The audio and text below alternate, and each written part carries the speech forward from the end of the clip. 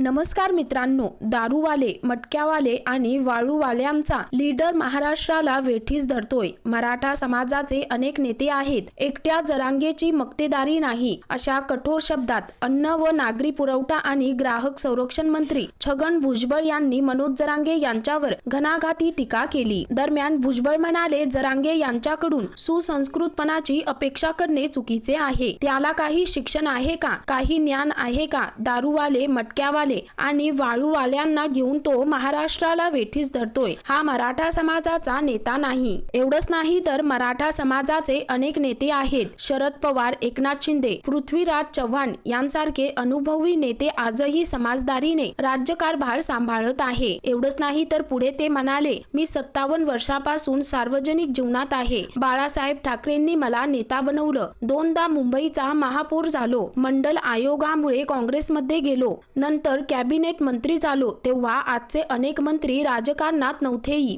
मी आजही समाजासाठी काम करतोय, कुणाचंही बंधन माझ्यावर नाही, असं मंत्री छगन भुजबळ म्हणाले। दरम्यान मनोज जरांगे यांच्या टीकेवर प्रत्युत्तर देताना भुजबळ म्हणाले, जरांगे हा मुद्दामहून समाजात वितुष्ट पेरतोय। त्याच्या आजूबाजूला असणाऱ्या दारूवाल्या, मटक्यावाल्यांनी बीडमध्ये आमदारांची घरं जाळली, त्यांच्या लेकरांना मारण्याचा प्रयत्न केला। अशा लोकांना बरोबर घेऊन तो राज्यात दंगली घडवतोय, हे पाप आहे। आतापर्यंत मराठा समाजाचे 58 मोर्चे निघाले, पण कधीच समाजात फूट पडली नव्हती। भुजबळ यांनी पुढे सांगितले, मराठा समाजाला ओबीसी प्रवर्गातील आरक्षण दिल्यानंतर सर्व प्रश्न मिटले होते, पण जरांगे आणि त्यांच्या साथीदारांनी मुद्दामहून वातावरण बिघडवलं आहे। तो लोकांना चुकीच्या दिशेने नेत आहे। दंगली, वितुष्ट आणि दुश्मनी निर्माण करण्यासाठीची त्याची चळवळ आहे। अजित पवार नाराजीबाबत दुश्मनी निर्माण करण्यासाठीची त्याची ही चळवळ आहे, अशी जहरी टीका भुजबळ यांनी मनोज जरांगे पाटील यांच्यावरती केली आहे। आता भुजबळांच्या या टीकेनंतर मनोज जरांगे पाटील